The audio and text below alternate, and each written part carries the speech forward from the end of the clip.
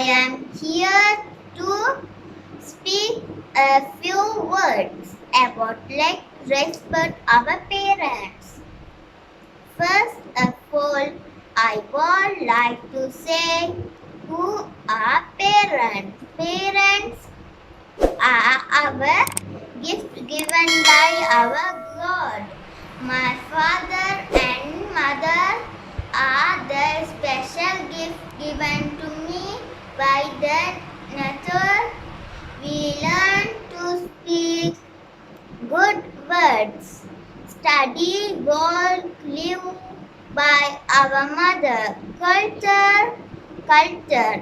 We should always respect their words and we should show kind for them. If our parents not there in the world, we also couldn't live in this world. Our life is our parents. Thank you.